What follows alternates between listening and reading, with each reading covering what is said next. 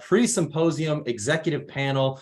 I'm so excited to bring some amazing guest speakers, people that will be at our executive symposium on Thursday, March 30th. So next week, it's already coming up. The topic is how to develop employees and retain outstanding performers during a recession. We've got great pre-symposium panelists here with us today, people that will be at the event itself. We've got Leticia Mccray, Sunder Pillai, Kabir. We're going to talk about what we found to be effective for developing employees and retaining outstanding performers during a recession. By the way, if you are interested in attending our executive symposium on March 30th, a link in the comments of this video will be there to RSVP. If you got any questions, feel free to send me a direct message on LinkedIn. But I'm excited to dive into this pre-symposium panel today. So before we kick it off and before we discuss the topic of what we found to be effective for developing employees and retaining outstanding performers during a recession, I'd love to have our panelists introduce themselves. Homie, do you mind kicking us off with an intro? Absolutely. Thank you so much, Garrett. Excited to be here.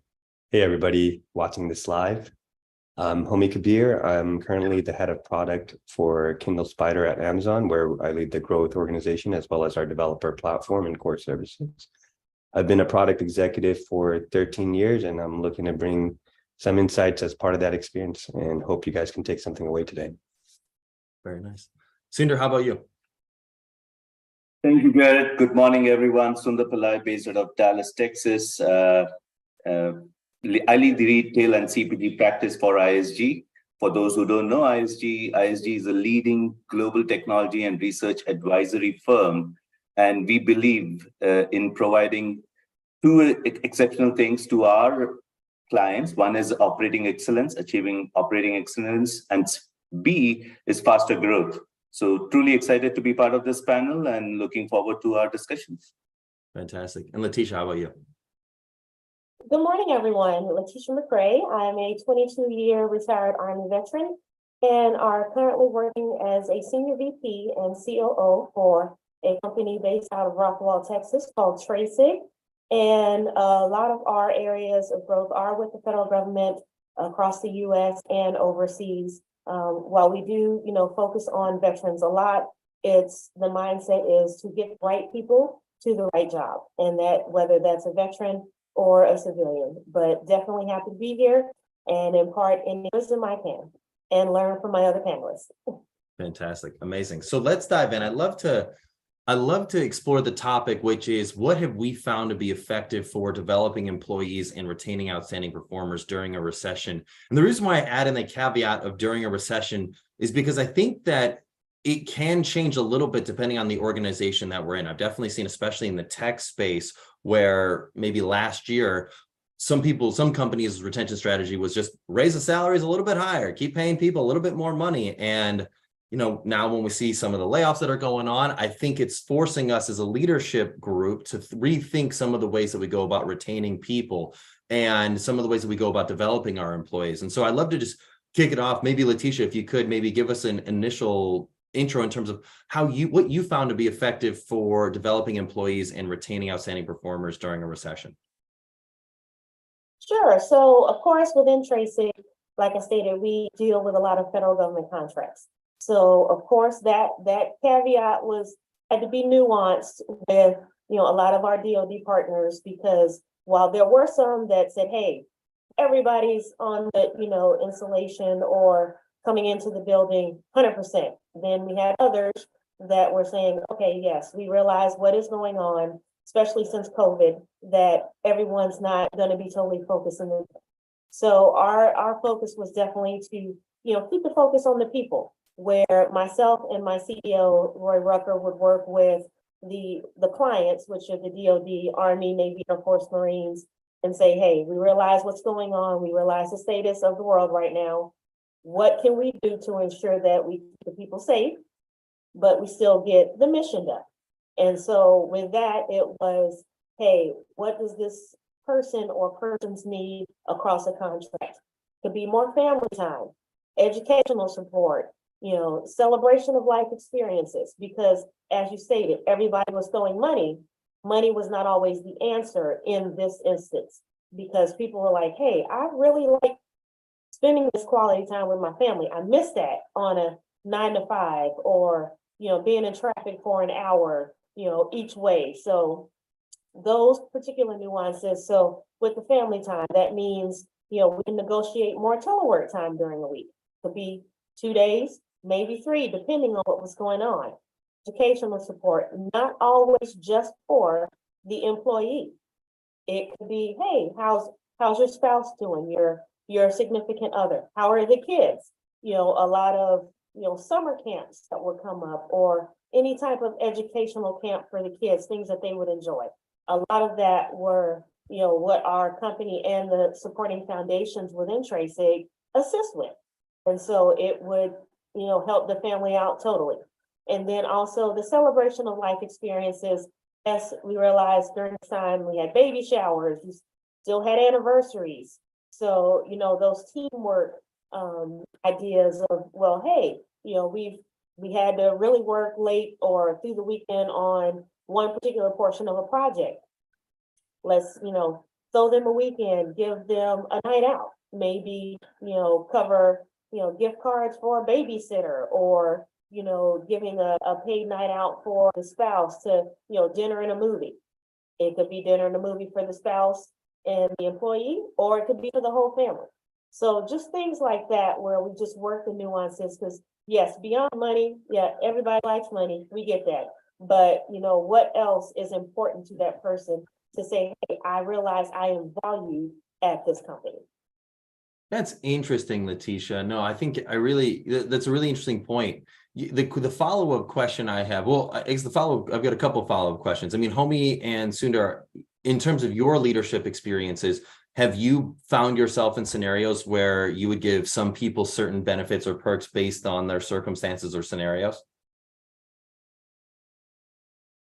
Like Leticia's describing. So when she discovers, oh, like this person needs more family time, or this person needs more, movie, or like, have you given your team or employees certain perks based on their personal life circumstances? I can go first, Sunder, and then I'll pass the mic to you. So there was one project that we worked on this past year, and obviously this was during a time where there was a high likelihood of layoffs, and Amazon has gone through multiple layoffs, even with another announcement yesterday. The staff was working incredibly hard on this project, and it's called Kindle Scribe. It's a brand new note-taking device. It allows customers to take notes on an e-reader device with their pen. Going back to your specific question, the staff was consistently working overtime, working late nights.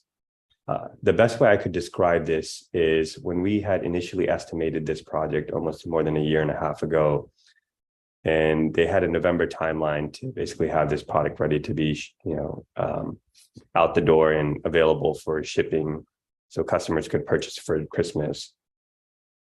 The team basically underestimated the amount of work by more than, a 10x factor, right? So, and that's something in tech to begin with, that's always very common. And so throughout the year and a half, we continually kept on cutting scope, but then we realized is even after we cut scope and the complexity of the project meant that we couldn't bring on additional resources, we were also financially constrained by the economic or macroeconomic circumstances. And so what we decided to do was we would feed everybody. So we provided lunch and we provided dinners, and we did that for almost, I think it was almost a period of 3 or 4 months where we continuously did that. And Amazon is known for frugality, which means this is a perk that we don't give out to our employees. So it was an exception that we made, and I think the team valued that. I know Leticia touched upon, the aspect of time. One of the important things that we decided to do as well is we have a limited amount of PTO that we can give to our employees. So what we decided to do was, if any one of our developers came to us and asked us, hey, I need to take Friday off, or et cetera, we decided that it would not count towards their PTO requirements, so they could save all their PTO. And basically, essentially, the idea was to let everybody have December off without having their PTO time charged against their balance. So that's an example I can share of what we did differently this past year. And it's very much against the Amazon ethos, but it was the right thing to do given the macroeconomic environment and how hard the team was working to get this product out the door, which they did. Very interesting. Yeah, no, that's fascinating. But even in that example, it sounds like the team-wide perk was there, where even in Leticia's example, it seemed like it was almost a case-by-case basis. But Sunder, how about you? What has your experience has been in that scenario? So I want to take us 3 years back. If we recollect and look at our clocks, I think 3 years back, 2020, that's when lockdown was announced. And we were getting ready for it. And that kind of disrupted the way each one of us started looking at how we work.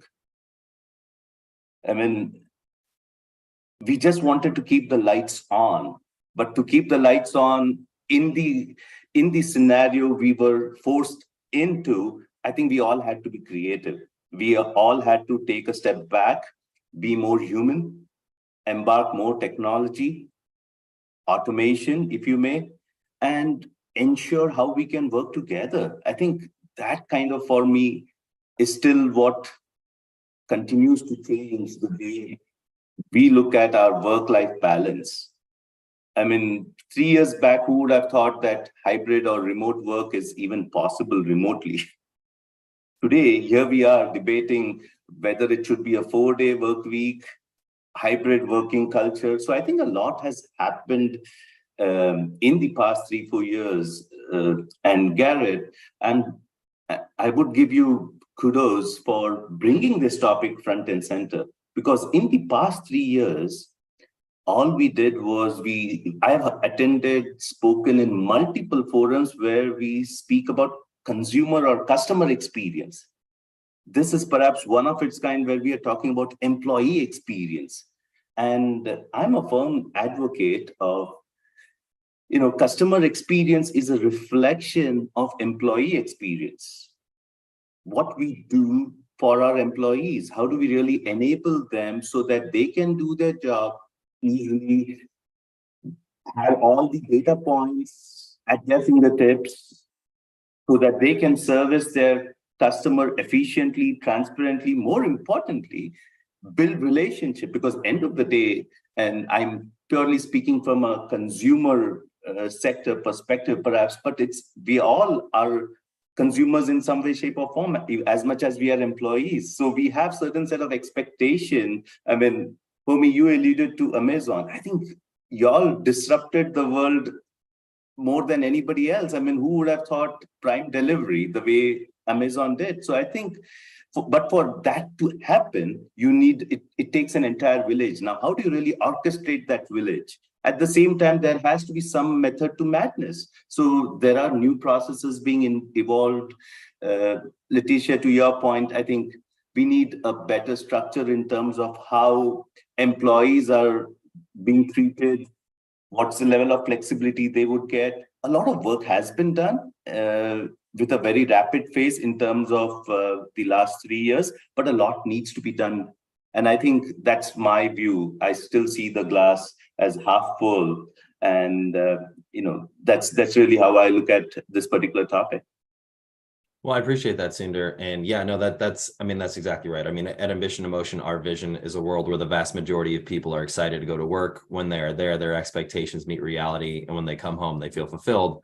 And we believe that starts with leaders, because leaders create the experiences that employees have while at work. And so to your point, yeah, if we can help treat our employees, if we can empower our employees to be their best selves at work, it'll reflect on our customers, it'll reflect on our business, it'll reflect in so many other areas. And so, yeah, that's why all these symposiums, these panels, all these conversation points exist, is because, yeah, I firmly believe that the employee experience is paramount to creating environments where people can do their best work. But Leticia, I want to poke a hole, not even poke a hole. I want to ask a question because I'm genuinely intrigued. I think like Homi's answer about, creating an additional perk when you've worked really hard, that seems to be the consensus, kind of what I would call like the corporate answer is what a lot of teams do, is they'll give a team wide, everybody gets the same thing, and it's this much extra PTO or this much additional thing. Everybody gets it the same. I'd be curious to know, how do you ensure that there's equity or equality when giving out certain things? Like if you've got one employee and this person has a family and so they need more family time, let's say you've got another employee that doesn't have a family and, doesn't necessarily need as much family time, is happy to do the work, but they want to reap some form of benefit or reward for the extra time or work that they're putting in. How do you ensure that there's that, what do we call it, equity, equality, or just maybe we call fairness? I don't know. How do you go about ensuring that so that no one's feeling like one person's getting favorable treatment over another person? Well, thank you, Garrett. So what we do, and we actually do have scenarios like that. While it would be great, just say, hey, everybody, get this off time. What we do with sort of our singles, so to speak, that, may not have kids, or they may have what they call fur babies, pets, cats. We have to be even across the board, is, think of things that they would like to do either with their fur babies, or, do like a PetSmart basket for them based on the type of animal they have. If they're single with no pets and no kids, hey, spa day, a gentleman's, set up where they can get trimmed, cut, relax, whatever it is that that individual is comfortable with. Not everybody likes a massage, but everybody's got to, maintain personal hygiene of some sort, some level. But just finding the nuances that are right for that individual while still keeping the contract going. And it's rotating. So it may be where, someone with kids may say, hey, I'll take, these time frames to work a little longer so that, hey, Leticia can get, this time off, and then, flip the script the next week and say, okay, well, since she did this for me, I'm going to do this for her and cover down so that she can get telework time. I'll be on site this week. And so it's just a rotating nuance like that, because a lot of them, and a lot of our contracts are in the DC, Virginia, Maryland area. So a lot of that comes with, I so apologize. A lot of that comes with traffic, whether you're taking the metro, whether you're trying to, what they call slug in, and, into the DC area, into the Pentagon, things of that nature. It's like a carpool version. And so that just takes a lot of time to do, because you're spending probably anywhere from an hour to two, maybe more, if there's an accident, trying to just get to the building. And it could be just 15 miles, but that could take 2 hours. So realizing those things is what, both myself and Mr. Rucker are trying to, just work with the client and say, hey, these are the things that we can adjust. And if we know that maybe that spouse is also another federal worker, okay, what time does your spouse work versus you? Okay, maybe you can telework these days so that, hey, you don't have to do childcare this week. So that at least one of you are home with your kids while they do need to monitor, actual work. But we are seeing that when we create these situations, they're actually more productive when they're teleworking, and notice that, hey, they have my best interest at heart, or my family's best interest at heart. So, they block off the time, they're super focused. They actually work more when they're teleworking. We have to tell them, hey, cut it off. It's 4 o'clock or 5 o'clock, well, whatever time zone you're in. But those are the things that we try and focus on with that. No, I like that. I think that makes sense. I want to turn it back to Homie. I'm glad that you brought up Amazon and the layoffs, because by the way, every tech company has been laying people off right now. It's not a isolated incident, but I'd be curious to learn when, not necessarily in the opposite scenario, but when you've got these tight deadlines where your team's probably putting on all-nighters trying to get ready for Thanksgiving or Black Friday or whatever, and just, getting a big tech push going, sometimes you have to put in crazy hours. And when things are contracting in terms of our team and employee base, there might not necessarily be some of those promotional opportunities that there may have been maybe a year or 2 years ago. And so how do you go about developing your people? What have you found to be really effective for developing your team, keeping people excited and engaged when there might not necessarily be promotional opportunities for them in the near future, and there's a lot of work to be done? That's a great question. And I think what I try to do is, in situations like that, at Amazon, we have this concept of mechanisms, and the mechanisms that we specifically use especially in an environment or macroeconomic environment around this, is called our career growth plan. And what that career growth plan does is basically identifies what the employee thinks the most important things are for their career. And they do this on a 3-year to 5-year trajectory. And within that 3-year, 5 trajectory, they think about a few things. Number one, starting off with a few high-level objectives, right? So it's almost working backwards from some goals that they have in their mind of what they think their career will look like.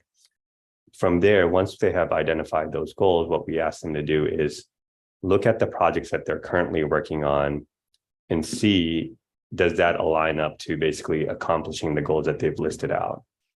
If that doesn't line up, then what we do is specifically find additional projects that they can work on that allow them to hit that specific goal that they have in mind. And then the last portion of that growth plan comes from the skills that they need to develop to achieve, success on those projects and achieve those goals. But to your earlier point of, when promotions are not available, I don't think promotions are the primary driving factor of, and I think Leticia kind of pointed this out as well. It's not the primary driving factor for people staying within a company or not staying within a company. I think at the end of the day, if we can continuously provide increased scope and complexity where the projects that our folks are working on are harder and it requires more brain power and they're growing, I think that's what they are looking for the most part. Like if you do a root cause analysis and you ask them, they're like, I want to feel like I'm growing. And promotion is almost a proxy for how somebody has grown. And at Amazon, we also do promotions differently. The idea being you actually have to do the job level above you to begin with when you're hired. So there is this expectation that if you're hired, let's say as an analyst, you're going to be doing from day one the work of a senior analyst. And that expectation is there for a reason. So when it comes time for promotion, it's basically just a set of accomplishments that you've done at that level that you're being promoted to. So for us specifically, the promotion thing isn't there. Obviously, it becomes an issue when somebody's been at the level for so long and they've continuously, proven that they're capable. And in situations like that, what we do is we want to be honest with ourselves and say, if we don't have that promotion available, we need to do the right thing for that employee and find them a place outside of Amazon. And I think that's what I've tried to do for the past, year and a half, more than a year and a half, that I've been here, is if I felt that we didn't have these opportunities, then I would find these opportunities for my team outside of Amazon. That's interesting. I'd love to, if you're okay, ask a follow-up question. I'd be curious to know, Leticia and Sunder, if you've got an answer to this question as well. But I love the concept of employee growth plans. I think a lot of companies have some form of employee growth plan with their employees, but I think that there's this caveat that they understand what a realistic path could be for them at that organization, which I think sometimes there's a disconnect. I think sometimes there are people that maybe don't know what their employee growth plan could be, or they undershoot or overshoot it because they don't really know what's realistic in the organization itself. And so when you see an employee growth plan, you're like, ooh, I don't know if that's realistic. Like you might not be at this level within 1 year or 2 years. That's like a 5-year thing. And that's, even if the right cards fall in the right direction type of thing. So how do you go about managing those expectations and culling an employee growth plan into a spot that's realistic while they're still satisfied? Like I would imagine it would be a little demoralizing to create an employee growth plan and then all of a sudden be told that's not realistic. Yeah, that's a great question. So what we do is we have basically this concept called guardrails where before they even start writing their growth plan, they go to these workshops that we have. And within workshops, we basically kind of subtly provide them realistic expectations of what a promotion looks like to the next level, or people in their role, what have they done in terms of taking on projects for their growth plan? Because it is a very hard thing to ask somebody from scratch, like, hey, very few people know. I mean, I'm speaking for myself. I don't know what I'm going to be doing in 5 years, right? I have no idea. But it is very hard to try to have that, document written from scratch. So it's more so along the lines of, it takes a village. So we start that process where there's a support group that helps this person write that document. And then from there, there's a set of peer reviews. So their peers help them review that as well.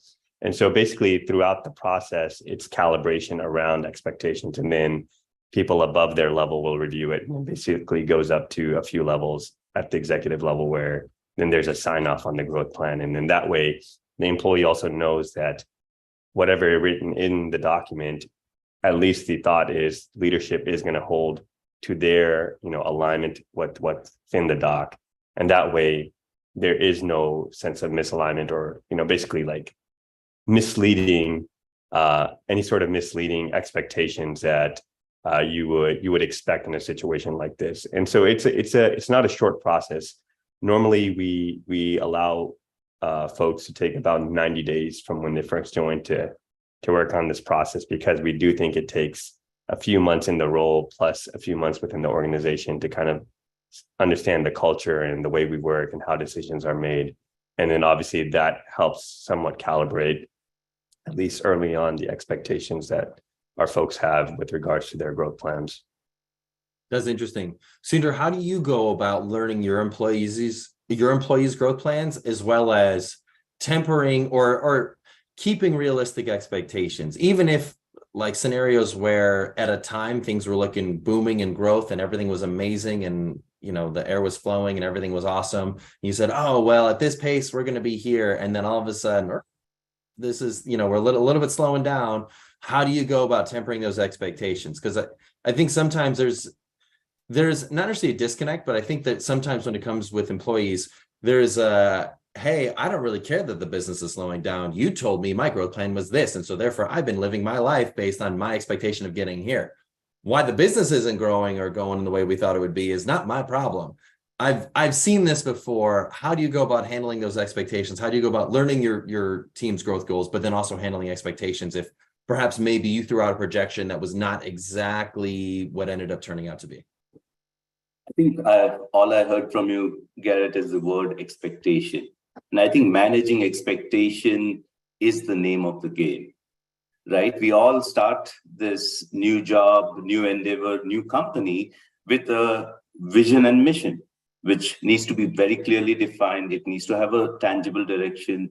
And every team, every employee who is associated with that vision and mission should be in a position to identify with it. He or she should be in a position to define what business outcomes am I going to influence. In any way, shape, or form, ranks do not matter, right? It's about what I bring to the table as an employee. And I think that understanding of the business outcome is extremely important. And then the third aspect, which I can think of, is the value streams, right? We live in a real world. Things don't go as planned. So how do you really transparently, effectively communicate? And what are the things which you do proactively to overcome that disruption or that road bump, if you may? And I think that's where the success lies. And it's a continuum. It's a continuous evolution, if you may, in terms of level setting expectation, both for your company as well as for your employees.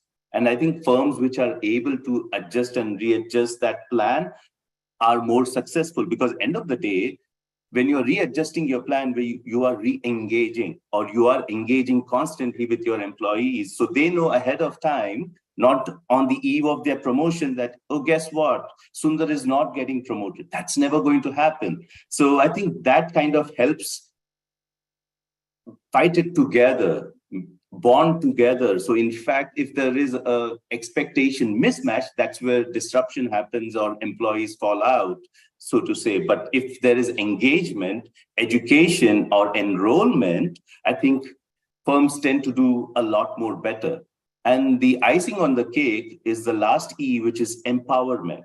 How empowered are you as an employee to make decisions on your behalf, on behalf of your consumers or customers? And I think firms or enterprises which are empowering their employees are fairly more successful, irrespective of whether they are getting pay hikes, whether they are getting promoted.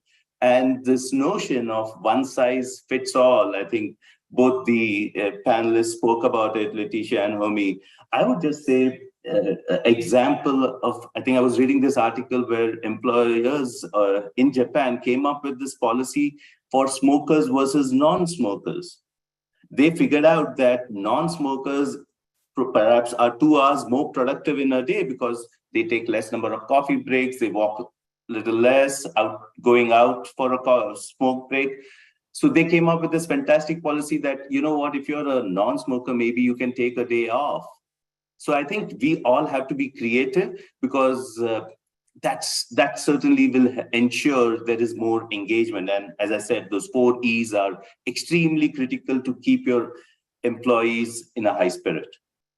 Yeah, no, that's interesting. That's a really good example. I like that. In our last panel in December, one of our panelists, her name's Pilar Sheng, she's the Chief Operating Officer of Revenue Operations for Cisco. She shared that she likes creating a low, medium, and high option when it comes to setting expectations, of just saying like, hey, here's the worst case scenario we're looking at. Here's what I think probably will happen. Here's the greatest possible outcome we could expect from this situation moving forward.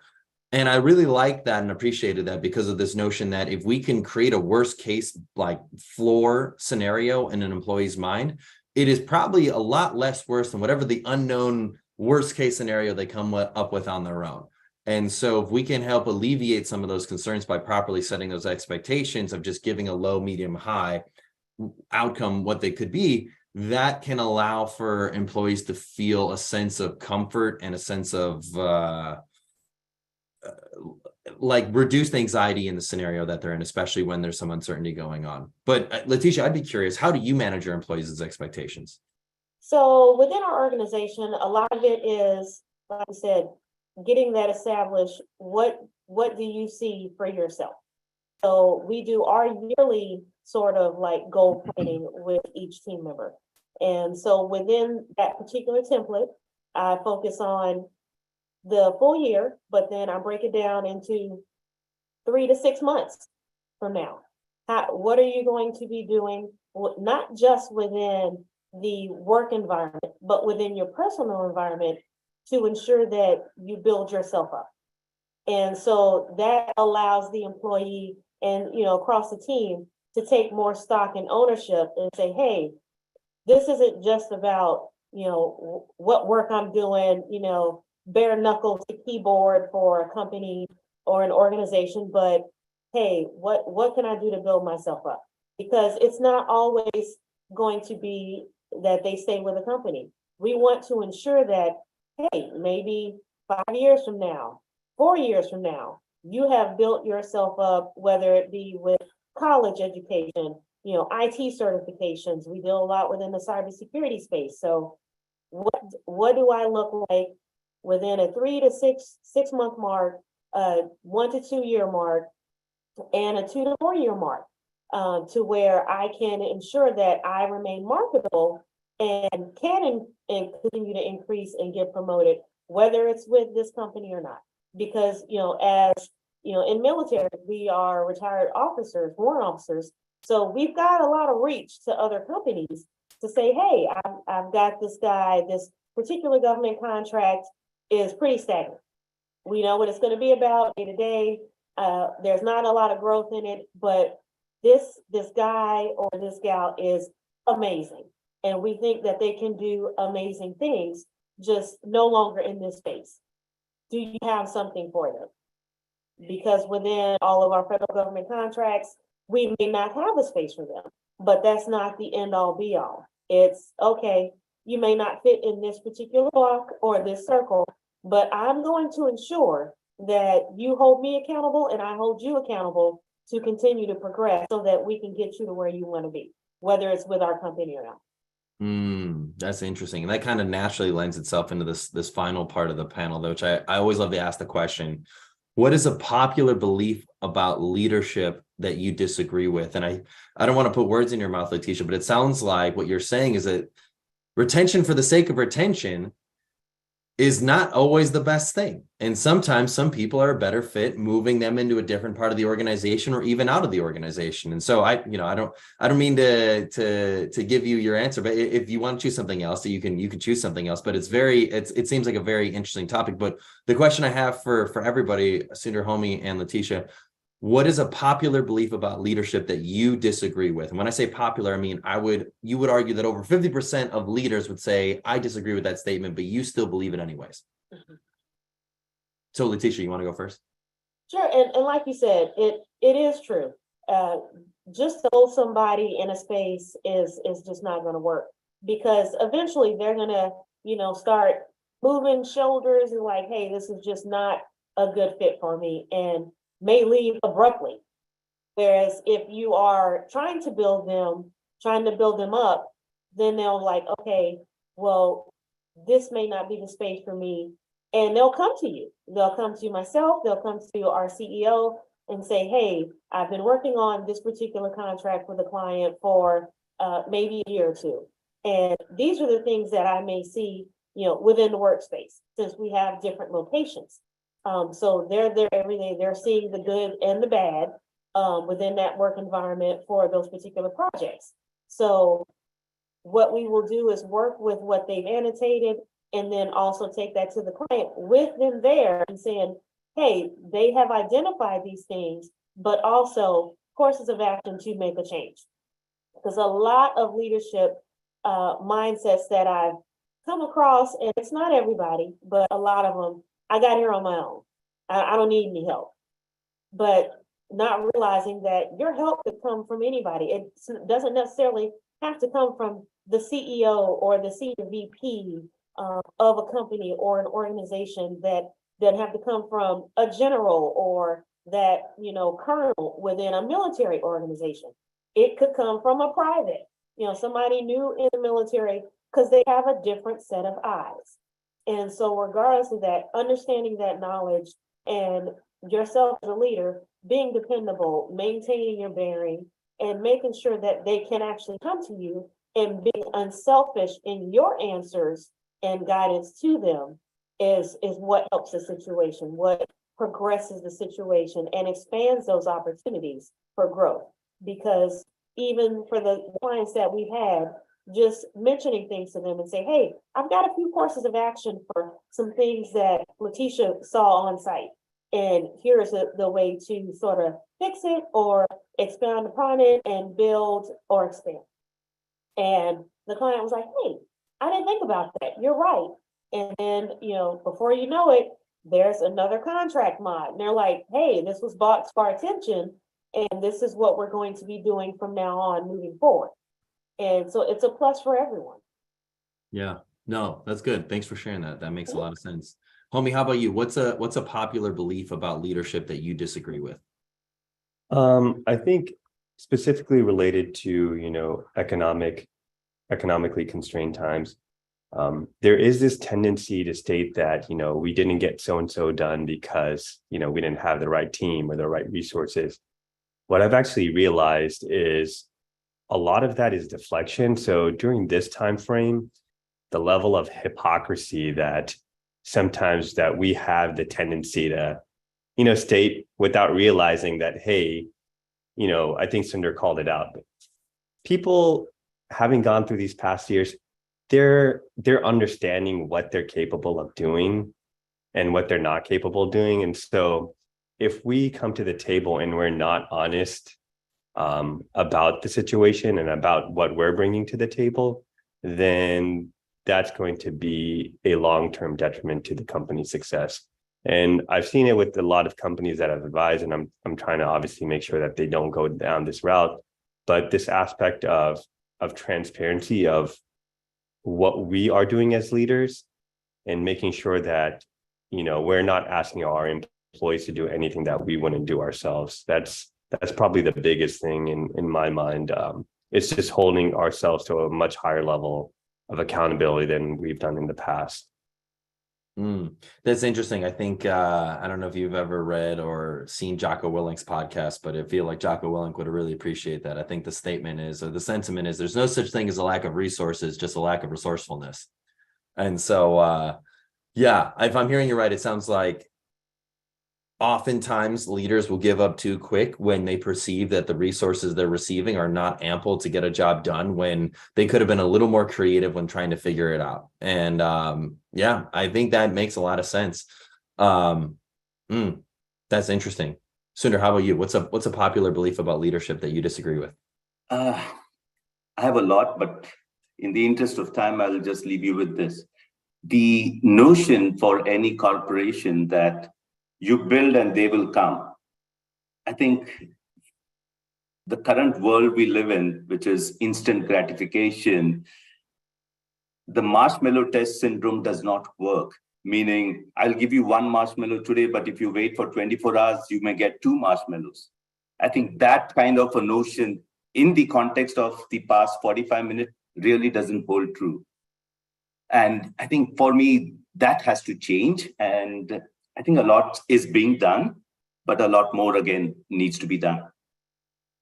Do you mind elaborating on that a little bit? So if I'm hearing you right, what you're saying is that people are seeking immediate gratification and neglecting to think about the long-term impact, both, I'm assuming, both from an employee side and from an employer side. So perhaps on the employee side, you see people maybe accepting job offers and they're like, great, I'm going to start. And they work for maybe a couple of weeks and then they get a different job offer where they're like, oh, I want that one instead. So they immediately quit and you're like, really? Like, you've already started. Like, we've got a commitment here. But then on the flip side, I guess if I'm hearing you right, it sounds like, same thing's happening. Company says, hey, we need to fill these positions. We need to go. We need to hire these people. And then you're like, oh, wait, hold up a second. We might have overhired. We're going to lay some people off. And you're spot on, Garrett. The point here being, corporations need to be purpose driven. It's not just the monetary benefit. It's what are you doing, not just from a monetary compensation standpoint, but what are you doing from a impact to society, right? That's where the entire discussion around, and it's a topic in itself, the ESG, the diversity, equity, inclusion, sustainability. I think these are all important aspects of why I, as an employee, would be willing and wanting to work more with that particular corporation. Interesting, but I want to ask the question around this notion of delayed gratification or seeing things through. What can we do as leaders to I guess create that sort of ethos when it comes to us and the way that we act? So both as leaders and inspiring this in our employees. I think the only way to inspire employees is to have constant engagement, and there has to be an element of surprise. We all go by a preset rules of processes and policies, especially when it comes to employee engagement. And I think we need to be creative. I think the panelists, Leticia and Homi, they spoke about a fun Friday or someone who is having a kid, a fur baby, surprise him or her with a goodie, which is instant gratification. It's not written perhaps in a journal or documented in a HR policy perhaps, but I as a manager, I as an employer can go above and beyond and really surprise. And I think more such pleasant surprises in that engagement, employees will stay and vice versa. So it's almost like pattern disruption. So if it's expected, it's not pattern disrupting. People aren't really excited about it. If they expect to have casual Friday every Friday, telling someone that they can wear jeans to work is not that exciting to them.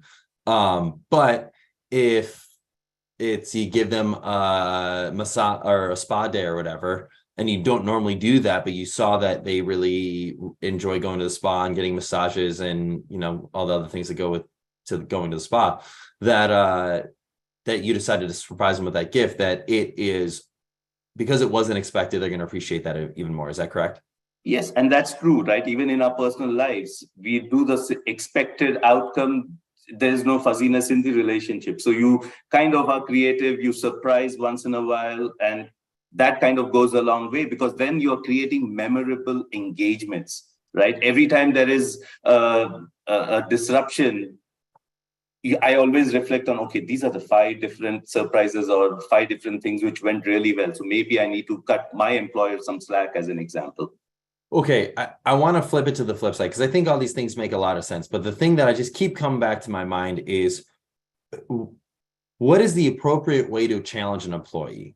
And when I say challenge an employee, like empower them to do their best work. Like, homie, when we've got a really tight deadline, we've got to get this done in a specific amount of time, and we've got to really go. and or we're in a scenario where someone did something that maybe we didn't appreciate, or it wasn't exactly what we were expecting. How can we go about effectively challenging our team without demoralizing them? Being there with them, honestly. It's a team sport. I Yeah. cannot give marching orders and sit in my boardroom and expect everything would be done. I think today, especially the modern era, modern generation employers and employees, I think we all need to be in this together. And I think that spirit in itself lifts, even though the deadline may be challenging or an uphill task. That's true, but let's say if you lead a technical team, your time might be better served leading the employees of that technical team, not actually doing the software development or the actual coding of what's going on. You being maybe the architect of saying like, this goes here and this goes here, but I need you to do this specific, coding and create the specific thing, this piece that goes into these places. That would be an example of maybe where the leader is not doing the exact thing that employee is doing, but needs to lead them and keep them motivated to keep doing their work. Does that make sense? It does. I mean, I call it the skill and will syndrome, right? Kind of the yin and yang, Yeah. where people may have the skill, but you as a leader need to motivate them, keep them in good spirits so that they have that will with them to make it happen, even though mentally they are challenging, this is an uphill task. So I think it's more of a will which needs to be built in. Homie, Leticia, what are your thoughts on that? It's interesting Sunder brings that up. I think I may disagree with that a little bit. I think my thinking is, I do believe, again, I think there's some aspect to that which is true, but I think the context matters. And for me specifically, what I try to do is, if there is a disagreement, is understand like the root cause of why that disagreement exists or why that misalignment exists. And then basically that's sitting down with that employee and making sure that the foundation of assumptions that we're working from are the same. Because if those assumptions are not the same, then obviously the misalignment is going to surface up to whatever output that they deliver. And so if we do that, and I think that's just to sit down and you use the 5 whys framework and try to get down to the root cause of, hey, this is the expectation or assumptions that I'm using for my problem solving, and are we aligned or not? That's cool. I like that. I think that makes tons of sense. Coming from the military background, Garrett, a lot of it was, hey, we've got a mission that we're going on at 5 a.m. in the morning. This X, Y, and Z needs to be done regardless. So it will be done. Or it's not a good look to have a general standing over you at 5:01 in the morning saying, why wasn't it done? So, just in realizing your people, hey, what is it that I need to do to ensure that you can get this done, in the next, hour or two? Because we already have the deadline. That's a given. You can't miss movement. So you need to be on that truck or that bus getting out of there. But what can I do to take other things off of your plate so that you can prioritize X, Y, and Z? And so I think the nuances of understanding that with each individual can be different. Some say, hey, ma'am, sir, I need an hour to read over the coding. I need an hour and a half to, program this router or this set of switches, based on the IT requirements. And so you can give them that and then have other team members working on something else and say, hey, don't worry about them. They're handling this. But just holding everybody accountable, but giving them time frames and sticking to those time frames. Because at the end of the day, things have to happen. The world still evolves. So you're either going to be a part of it or you're going to miss it. I like it. Awesome. Well, everybody, thanks for being here. This was a really great panel. I thought we had some really great insights here on how to develop employees and retain outstanding performers during a recession, as well as just share insights as to what are popular beliefs about leadership that we disagree with. I think this was really great. For anybody who's watching right now, if you are interested in meeting these 3 fine individuals, as well as myself, come to our Executive Symposium on March 30th. It is going to be held in Irving, Texas. It's going to be at Accenture's office in Irving. It'll be from 5 to 8 p.m. We're going to have a great time. We're going to be discussing similar topics to this and networking with other executives to develop our own leadership abilities and connect with other like-minded individuals. If you're interested in coming, there will be a link in the comment section to RSVP. But thanks for watching. Leticia, Sunder, homie, thanks for being here. This was a great panel. Have a wonderful rest of your day.